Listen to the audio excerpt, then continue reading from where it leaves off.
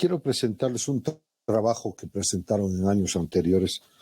De repente alguno de ustedes del curso, aunque dudo, pero que presentaron estos en los seminarios de semiología. Y entonces me pareció muy interesante este trabajo en particular que vamos a recordar, ¿no? Vamos a tocar nuevamente lo que es la insuficiencia córtico-suprarrenal o lo que es el síndrome de Addison o enfermedad de Addison, ¿no? Que, como ustedes recuerdan, la corteza suprarrenal está constituida por tres líneas de producción de esteroides. Están la línea de los mineralocorticoides, glucocorticoides y los andrógenos. Y entonces la enfermedad de Addison se la definía como un conjunto de signos y síntomas originados por la deficiencia parcial o total de secreción de las hormonas córtico-suprarrenales, especialmente el cortisol y la aldosterona, que tenían una mayor relevancia clínica, ¿no? Sabemos que el cortisol mantiene actualizado y en buen nivel los niveles de combustible del cuerpo, y los mineralocorticoides, la aldosterona, se encarga de líquidos y electrolitos, ¿no? Este cuadro es más frecuente en mujeres y se puede producir en cualquier momento de la vida. La clasificación, como siempre, puede ser primaria, secundaria o también terciaria, ¿no? Es decir, primaria cuando afecta y hay una destrucción de lo que es la corteza suprarrenal, secundaria cuando hay algo que afecta a la hipófisis, en la cual altera la secreción de la adrenocorticotrofa, o sea, la ACTH, y terciaria cuando hay una alteración a nivel de lo que es el hipotálamo y el sistema nervioso central. Tal vez vale la pena acá indicar de que este eje, el hipotálamo hipófiso córtico suprarrenal, es el eje que más alteraciones terciarias puede tener, porque las alteraciones a nivel nerviosa y neuropsiquiátricas alteran la concentración y el funcionamiento de las suprarrenales.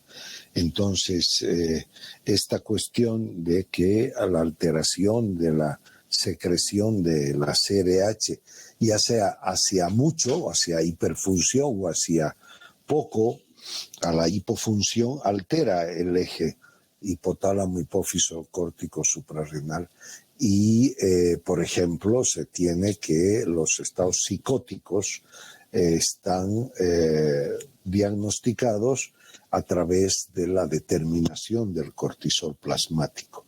El cortisol plasmático también nos puede llevar a estados en los cuales nosotros sospechemos que se trata de un Cushing y en realidad se trata de un aumento de la producción de ACTH por problemas psiquiátricos, ¿no? Entonces, la relación entre la neuropsiquiatría y el eje hipotálamo hipófiso córtico suprarrenal es bastante importante. Bueno, en este caso estamos hablando de insuficiencia. Y la insuficiencia secundaria es una enfermedad o lesión quirúrgica o radiación en el hipotálamo o la hipófisis, lo cual conlleva un déficit de lo que es la ACTH o la CRH. Y esto hace de que exista una disminución de la secreción de los esteroides renales, ¿no? La insuficiencia suprarrenal primaria tiene como efecto, tal vez difiere un poco en lo que es en nuestro país a diferencia de otros países, ¿no? Entonces se dice que en los países desarrollados donde las enfermedades infecciosas se las ha superado, entonces la causa autoinmune es la más frecuente, cosa de que la enfermedad de Addison está embebida, está participando de lo que son los cuadros, las neoplasias endocrinas múltiples, o están dentro de lo que corresponde a lo que es la los cuadros inmunológicos, donde se asocia el vitiligo, donde se asocia la anemia perniciosa, donde se asocia también casos de hipertiroidismo. Entonces, y también pueden tener causas infecciosas, ¿no? Causas en otros países, la histoplasmosis, la blastomicosis, son causas frecuentes que pueden darnos una insuficiencia córtico suprarrenal. Y por último, la tuberculosis. Ahora se ha visto últimamente la presencia del SIDA, la citomegalovirus, o esto ocurre en cualquier tipo de infección que por la gran irrigación que tiene la suprarrenal, la corteza suprarrenal puede atacar y puede destruir la corteza. Son cuadros de adrenalitis. En nuestro medio lo más frecuente es la tuberculosis, luego las micosis y por último las enfermedades autoinmunes. También dentro de la etiología está el infarto, la hemorragia suprarrenal, como por efectos de traumatismo, shock o quemaduras. Enfermedades malignas como metástasis de cáncer, linfoma o el sarcoma de Kaposi. Y entre otras está este cuadro que se llama la adrenoleucodistrofia, que es un cuadro hereditario en la cual existe una alteración de la esteroidogénesis, básicamente. También está este cuadro, la hiperplasia suprarrenal congénita. Esta hiperplasia suprarrenal congénita tiene que ver con el bloqueo que existe en la esteroidogénesis por déficit de la 21-hidroxilasa o de la 11-beta-hidroxilasa, que son enzimas que participan en la esteroidogénesis. Y entonces esta hiperplasia lo que hace es disminuir las tasas de aldosterona y de cortisol y más bien aumentan los productos androgénicos. También en el síndrome antifosfolipídico puede darse esta alteración a nivel de la suprarrenal, el déficit glucocorticoideo aislado o el uso de ciertos fármacos como la aminoglutetimida. ¿No? La insuficiencia suprarrenal secundaria, que como hemos dicho, es cuando falla la producción de ACTH o de la hipófisis y no estimula la producción de la corteza suprarrenal, ¿no? Entre estos están tumores de la hipófisis como somatotropinomas, los prolactinomas o cualquier otro tumor productor de hormonas antihipofisarias que por su tamaño puedan hacer que las células productoras de ACTH pues no trabajen de manera adecuada. También una apoplejía tumoral, tumores hipotalámicos como el craneofaringioma. También hay un cuadro de hipofisitis autoinmune o la cirugía de hipófisis por otras causas que podrían darse, las radioterapias sobre el hipotálamo y la hipófisis, traumatismos con sección del tallo hipofisario, donde la sección del tallo hipofisario evita que la CRH estimule al ACTH y por lo tanto no se estimula la corteza suprarrenal. El síndrome de Simon-Sheehan, que es una necrosis hipofisaria posparto. Les había comentado que durante el embarazo la hipófisis se agranda, se llena de sangre y está ricamente irrigada. Y cuando hay el parto y hay una gran hemorragia durante el parto o posparto, entonces hay una hipotensión, shock, y esto hace de que exista una vasoconstricción a nivel de los vasos hipofisarios y esto puede llevar a una necrosis, ¿no? Una isquemia y necrosis. O infiltrados hipotalámicos como la sarcoidosis, la histiocytosis. O el tratamiento crónico con glucocorticoides exógenos, ¿no? Es tan frecuente y estamos habilitados, o O sea, estamos habituados a que ante cualquier infección, corticoides. Ahora que hemos pasado el COVID-19, corticoides. Un catarro fuerte y demás, corticoides. Ahora, en los casos donde hay reumatismo, donde hay enfermedades autoinmunes, trasplantes, etcétera, donde se utilizan los corticoides de manera crónica, a la larga van produciendo insuficiencia suprarrenal, en este caso exógena, ¿no? Porque es el uso de la dexametasona o de la metilprednisolona, que son sustancias esteroideas que bloquean a la CRH y a la ACTH. Y entonces de manera exógena, entonces se produce un cuadro de insuficiencia. Para que esto ocurra, tiene que haber un tratamiento crónico prolongado, como ocurre en las enfermedades reumáticas, sobre todo, o en los trasplantes de órgano. De ahí es que cuando se da corticoide, siempre deberemos pensar en dar primero la dosis mayor en la noche. Esto por el efecto de lo que es el ritmo circadiano. Es decir, la producción de corticoide en la noche es baja. Entonces, el hecho de frenar en la noche no es tan importante.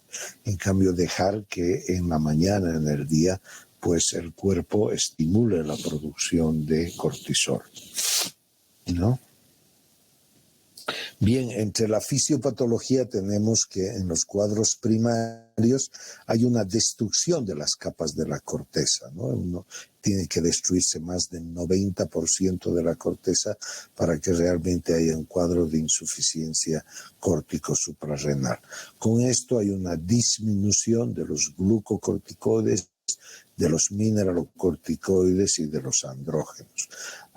Ante la ausencia del cortisol hay una disminución de la gluconeogénesis con una tendencia a la hipoglucemia, cuyas manifestaciones son astenia, anorexia, signos digestivos, fatiga o hasta estados depresivos.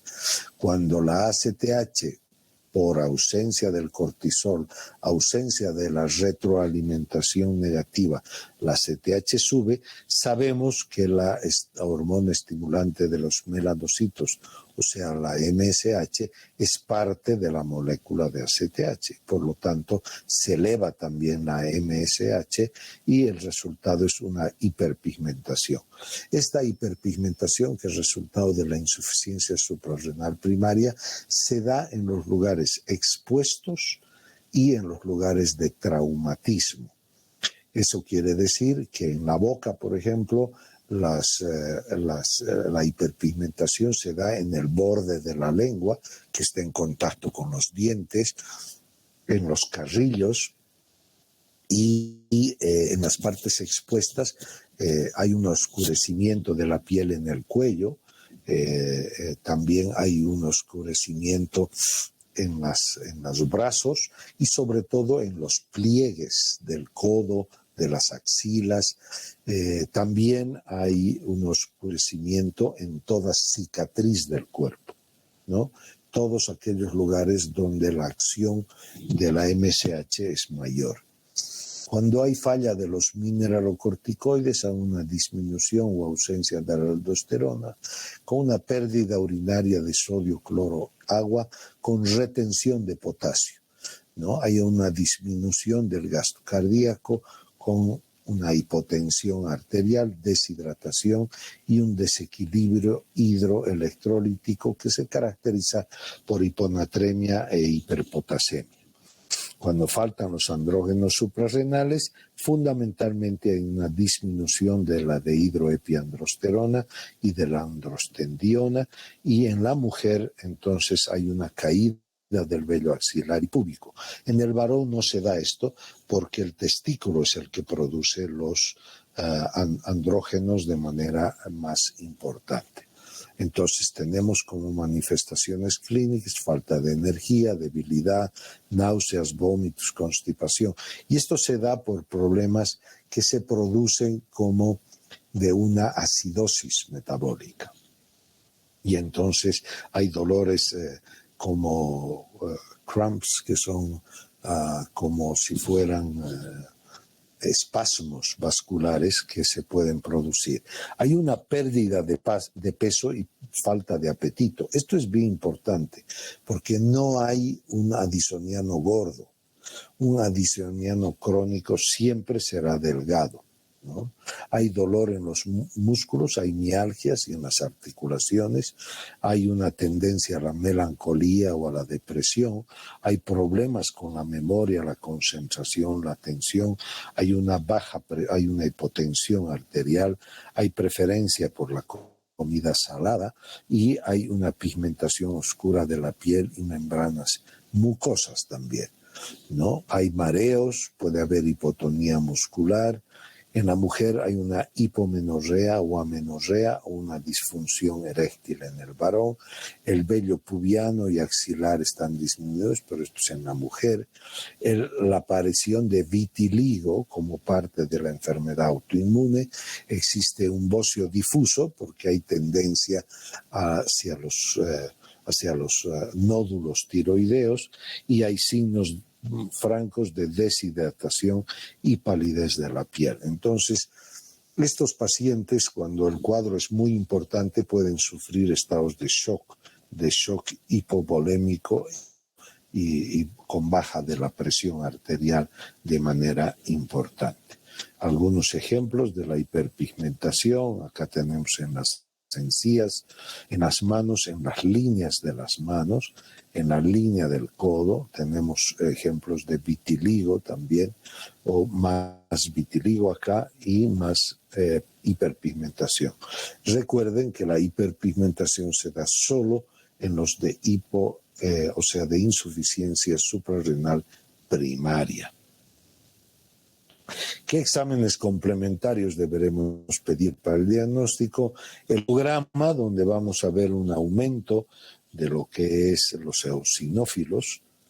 Hay una eosinofilia, hay una tendencia a la anemia y una disminución de lo que es hay una disminución de los glóbulos blancos. En la química sanguínea lo que más destaca es una tendencia a la hipoglucemia, ¿no? Hay una hipoglucemia y si el cuadro es crónico, pues hay una disminución de los niveles de cortisol, en los niveles de colesterol, triglicéridos, ¿no? Y hay esa tendencia a la anemia. Podemos determinar en orina de 24 horas la determinación de cortisol libre urinario y entre las pruebas basales, desde que podemos determinar la CTH, pues el diagnóstico inicial de si se trata de una lesión primaria o secundaria, entonces es mucho más sencilla. Donde hay problema es cuando hay un tratamiento exógeno de glucocorticoides, donde a la determinación, por ejemplo, si el paciente está consumiendo dexametasona, el hecho de la dexametasona que no se determina en laboratorio, o sea, no sale, pero sí nos da niveles bajos de ACTH y de cortisol, ¿no? Entonces, ahí es donde nosotros tenemos que saber diferenciar mediante las preguntas si el paciente está recibiendo glucocorticoides de manera exógena. ¿Qué es lo típico encontrar en plasma en la insuficiencia primaria? Aumento de la CTH y una disminución del cortisol basal y electrolitos alterados. Esto en el cuadro primario, donde la lesión está en la suprarrenal. Y en la insuficiencia suprarrenal secundaria hay una disminución de la CTH. El cortisol puede estar normal, pero generalmente está bajo, y los electrolitos pueden ser normales, ¿no? Existen pruebas para determinar también si se trata de un problema de uso de corticoides crónico o si se trata de una insuficiencia secundaria. Para esto tenemos una prueba de estimulación con ACTH sintética, medimos cortisol basal inyectamos 0,25 miligramos de ACTH sintética y a la media hora determinamos cortisol. Si es una insuficiencia primaria, no se eleva el cortisol. Si es una insuficiencia secundaria, se eleva parcialmente. Y si fuera un bloqueo por el uso de corticoides, también se eleva parcialmente, ¿no? En la insuficiencia suprarrenal secundaria, el cortisol basal está bajo y el cortisol aumenta con el test de estímulo prolongado. Inclusive hay la ACTH sinacten, se llama, que es la ACTH oleosa, que se puede inyectar y como es en base a aceite, entonces el estímulo es permanente. En cambio, la prueba con 0,25 de ACTH sintética es de un estímulo a corto plazo. También podemos hacer radiografías de tórax, tomografías de las glándulas suprarrenales, resonancia magnética y ir en busca de otras enfermedades o alteraciones autoinmunitarias, ¿no? Bien, ¿qué es la crisis addisoniana? Es una condición desencadenante ante un paciente que está con una insuficiencia suprarrenal crónica, sobreviene una infección, una cirugía, trauma o una deshidratación grave. Entonces puede producirse una crisis addisoniana que puede terminar en la muerte.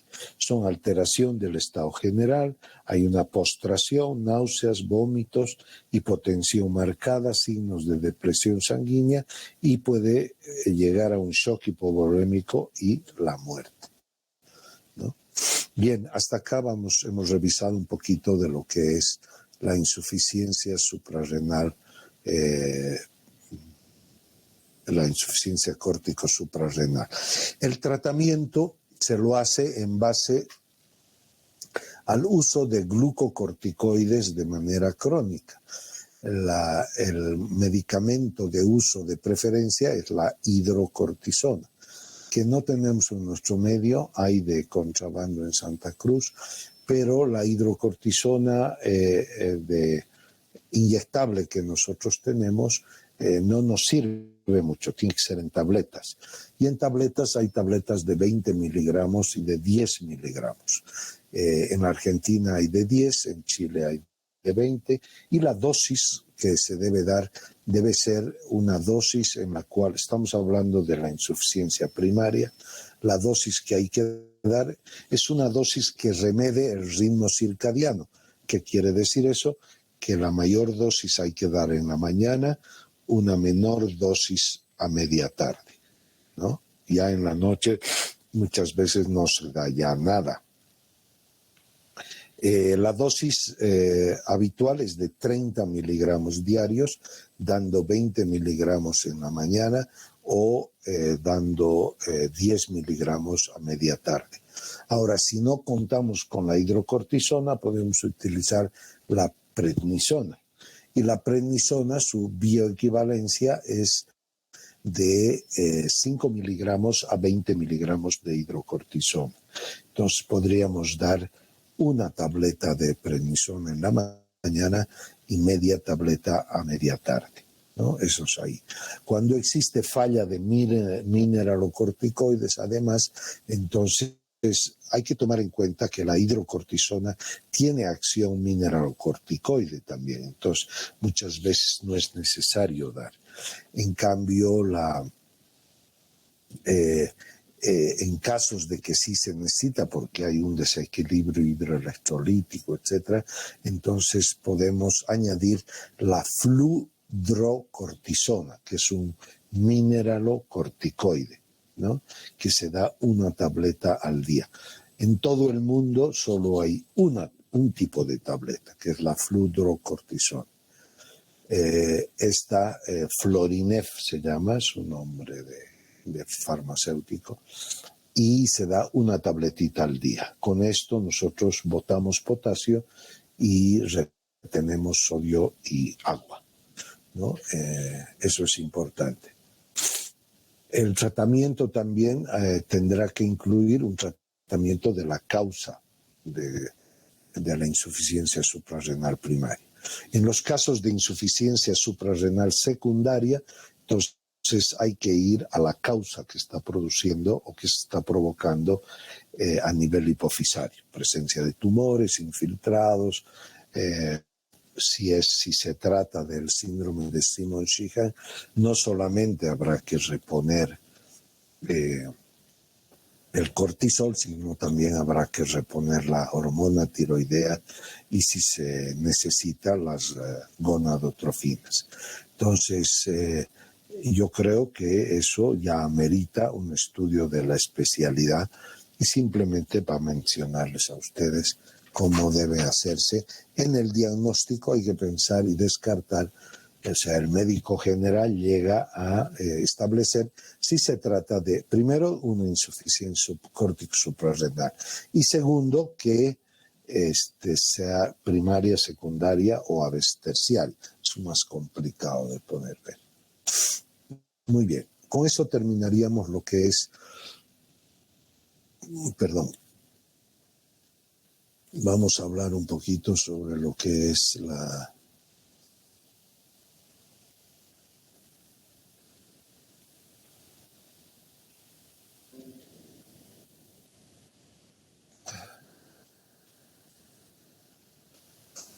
hablar un poquito sobre el hiperaldosteronismo, hiperaldosteronismo primario.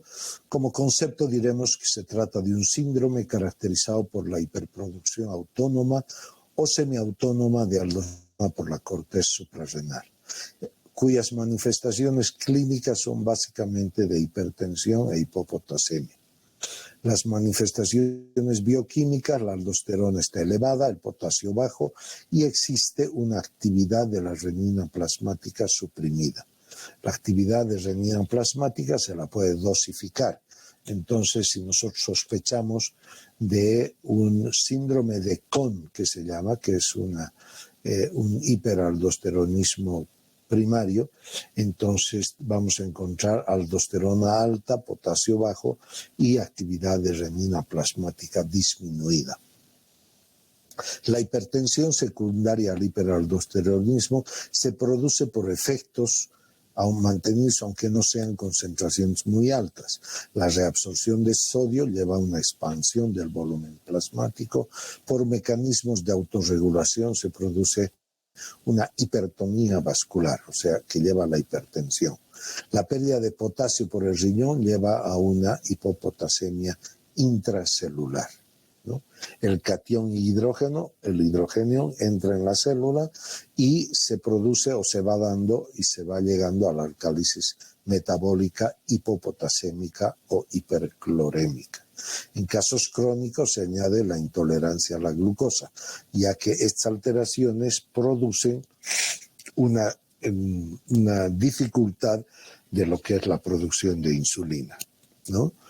Hay una disminución del tono simpático al ortostatismo y hay poliuria y polidipsia. En la anatomía patológica, el 70% de los casos es un adenoma suprarrenal, más o menos de 5 centímetros de diámetro, unilateral, y también puede aparecer en las glándulas en un 20 o 25%, en unas glándulas hiperplásicas, ¿no? Y entre un 5 y 10% puede deberse a un carcinoma suprarrenal. Entonces, ¿qué pasa si nosotros tenemos un paciente con hipertensión y una actividad de renina plasmática normal o baja y el potasio normal y bajo? Entonces vamos a hablar del cociente aldosterona renina plasmática. Si este cociente es mayor a 25, posiblemente se trata de un hiperaldosteronismo primario, ¿no? Y para eso habrán que hacer pruebas funcionales mucho más sofisticadas, como el uso del captopril o la expansión de volumen, ¿no? Midiendo la aldosterona urinaria.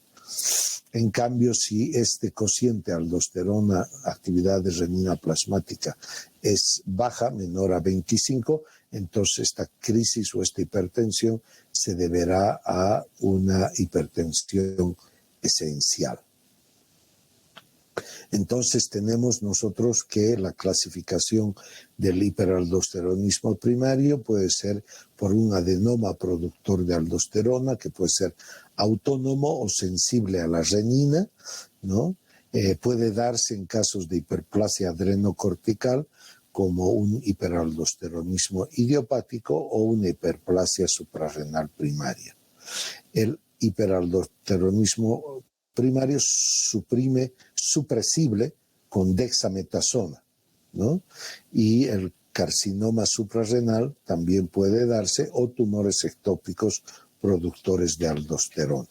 Existen subtipos poco frecuentes y también, como se ha dicho, se produce en los casos de hiperplasia suprarrenal. El tratamiento del hiperaldosteronismo primario, en las hiperplasias el tratamiento es médico mediante la restricción de sodio y el uso de la espironolactona, más o menos entre 100 y 200 miligramos día.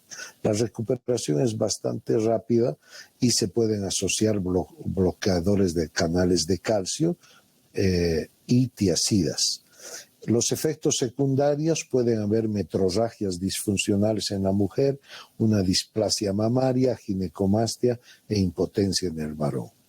A los 10 años el tratamiento es mínimo para controlar la hipertensión y en la presencia de los adenomas se puede dar un tratamiento médico por 3 meses y luego llevarlo a cirugía, ¿no? Existen gammagrafías suprarrenales que nos pueden avisar el lugar donde se está el adenoma. Hay que evitar un hipoaldosteronismo hiporeninémico que puede resultar después de la cirugía. Si el diagnóstico fue apropiado, a los 10 años la curación es casi total.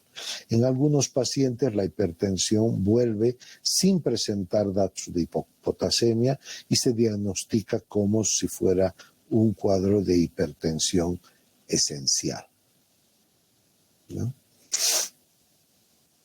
Vamos a tocar un poquito el tema de lo que es el feocromocitoma.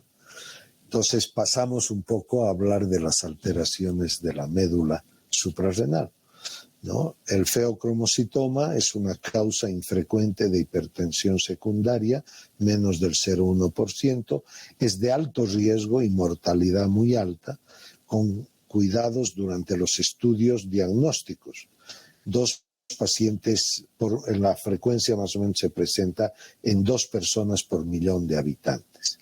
¿Cuál es la etiopatogenia? Las células cromafines que sintetizan las catecolaminas a partir de la tirosina dan como producto la norepinefrina, excepto en médula suprarrenal que el 75% se metila a epinefrina.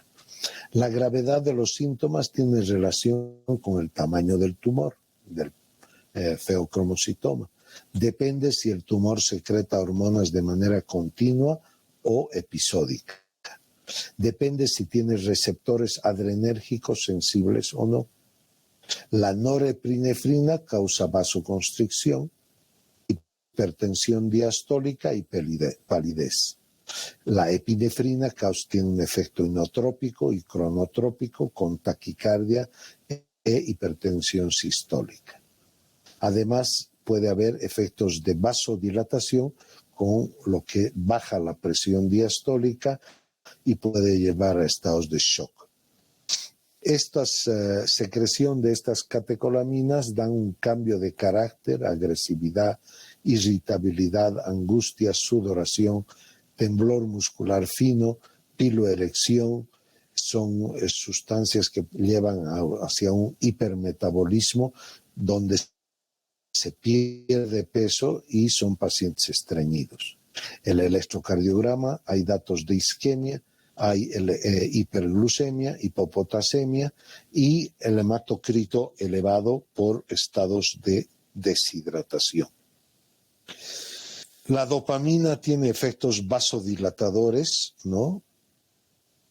Y hay que contrarrestar lo que es la presión arterial con el efecto de las catecolaminas.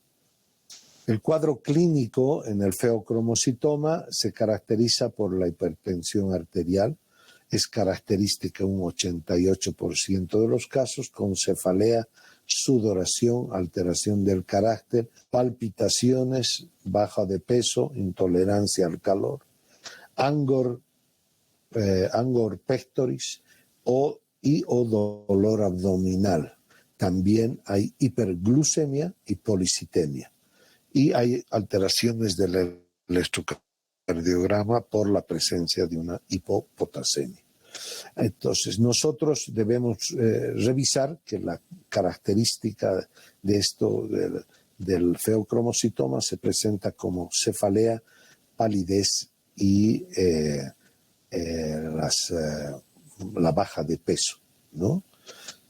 Entonces, esto es importante que nosotros podamos sospechar la presencia de un feocromocitoma cuando hay crisis episódicas de hipertensión arterial, cuando hay sudoración y palidez, y además estos cuadros se acompañan de hiperglucemia en el momento de la crisis.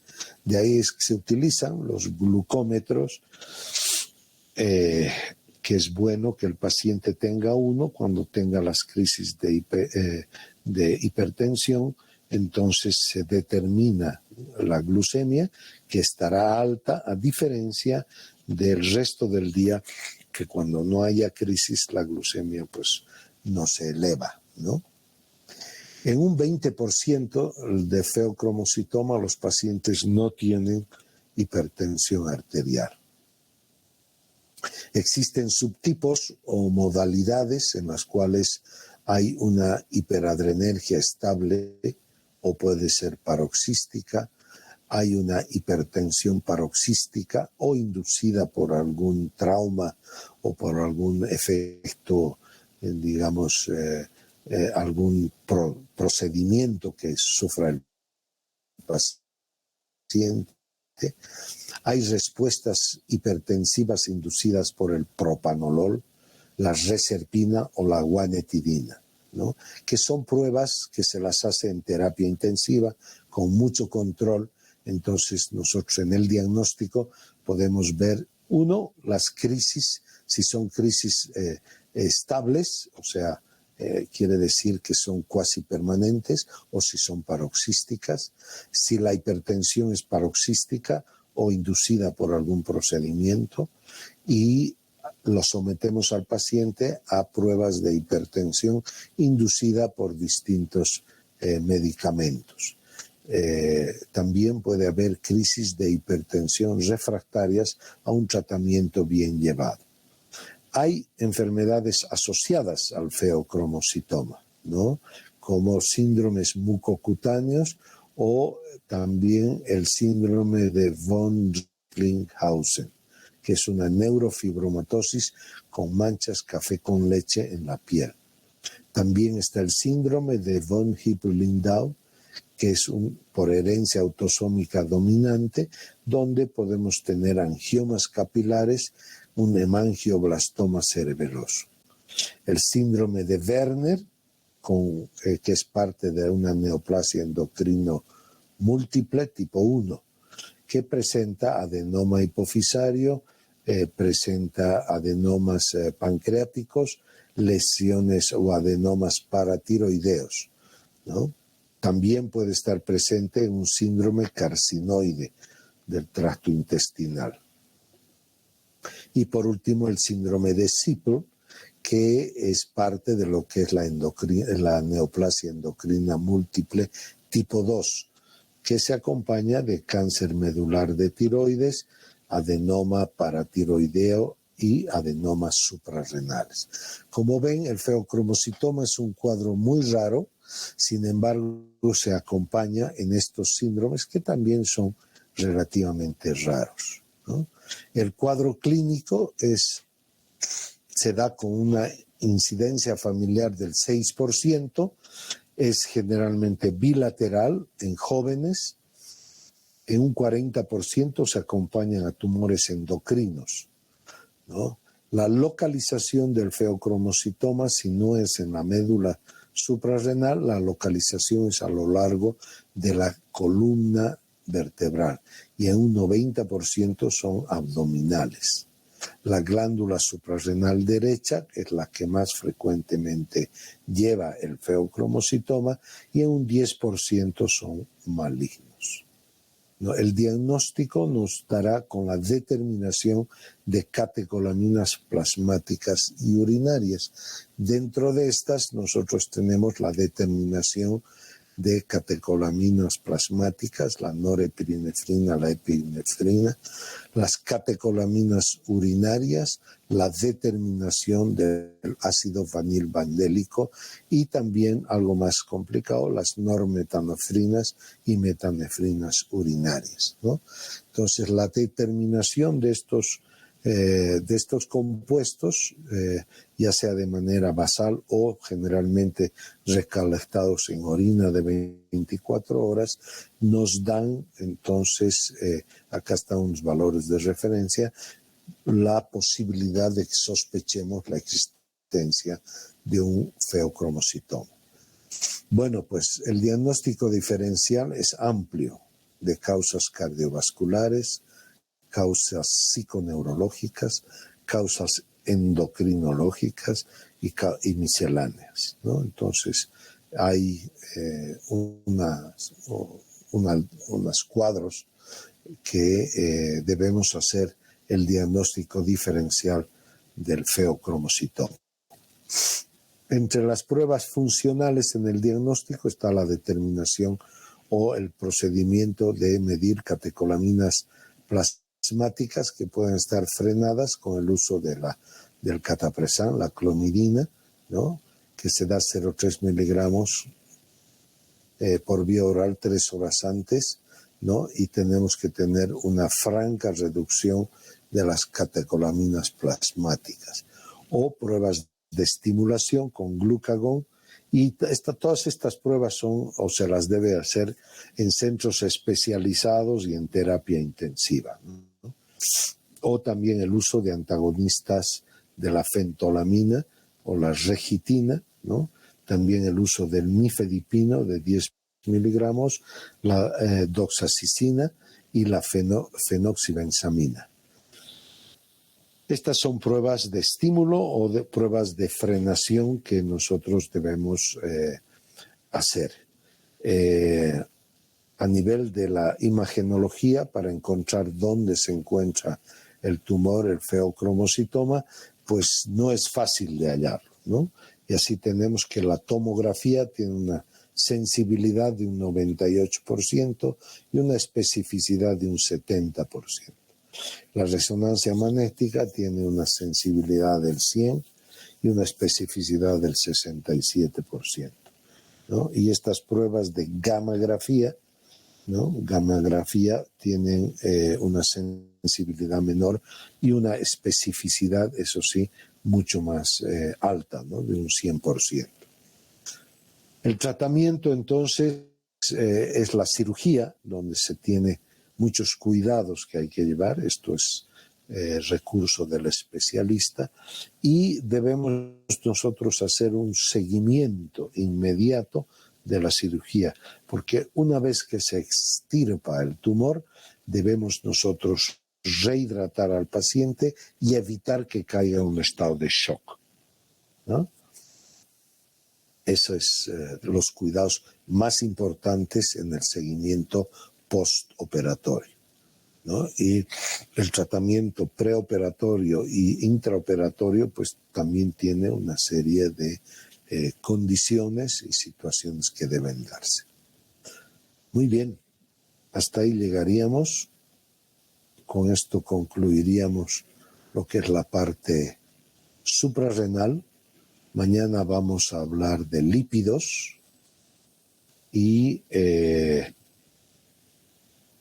eso el día jueves. El día viernes van a estar con la doctora Rosana Arévalo, va a hablar creo sobre obesidad, y endocrinología terminaríamos esta semana y como hemos avisado al representante de curso, a partir de los primeros días de octubre ya puede empezar con las clases teóricas de hematología o de reumatología que vendría a continuación.